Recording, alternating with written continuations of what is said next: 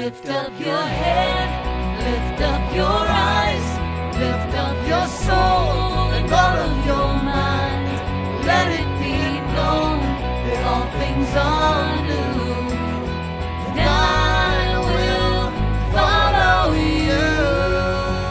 you. The objective of Campaign 300 is to show the Jesus film over the next 3-year period of time, to show the film to 3 million people, utilizing 30 Jesus film teams, out of which 300 new churches will be planted in a 3-year period of time. If God honors this vision we believe He has given us, it will be the most significant planting of new churches in a limited time frame in the history of our denomination.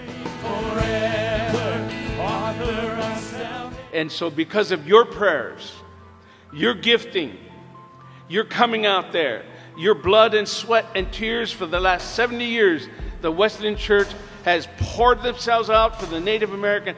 I want you to know God has taken that vial of prayers and He's pouring it out in answers. Today we are gathering around the table, Holy Communion table, and we are meeting our Lord, the one who is coming, the one who is saying, I am the bread. And we are coming because we are hungry of forgiveness. We need reconciliation. These men and women leave their families behind for a year or more at a time to minister. On our behalf, they serve the Wesleyan Church and the Lord and their country around the world. As they step down, will you express your appreciation to them?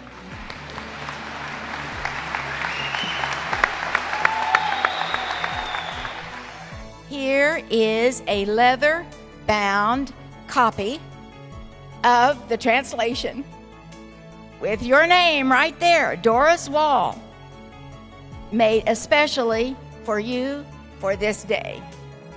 Thank you, and God bless you. We love you.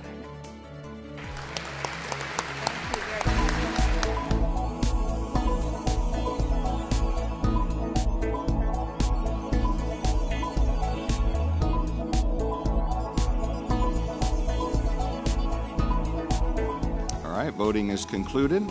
Yeses have it. And it requires a majority vote, so you have adopted resolution number 345. We're going to ask the General Secretary to read the report to us, beginning with the total number of ballots cast and the number required for election. Total number of ballots cast, 355. Needed for election, 179. Joanne Lyon, 245. But I've had a heart for the church my whole life. And so I'm honored that He would choose to allow me to serve in this way.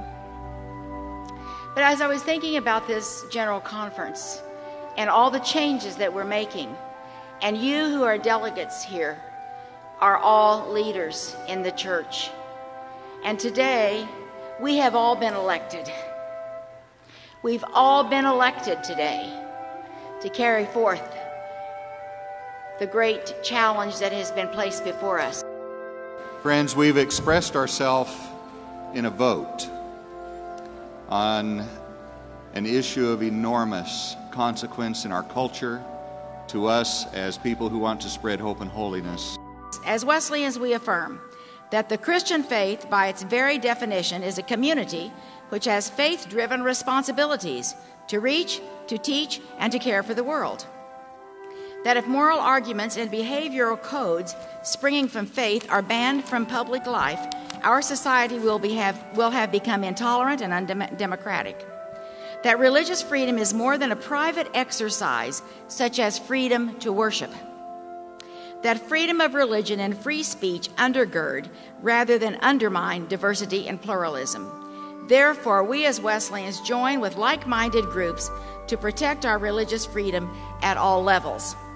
We are heirs today of great saints like these, whose hearts were on fire for God, whose courage made them defenders of holiness and justice, whose biblical convictions made them champions of the poor and underprivileged, of human freedom, of racial reconciliation, of women's rights, of temperance to combat the devastating abuse of alcohol and drugs, of respect for life and the sanctity of marriage between a man and a woman.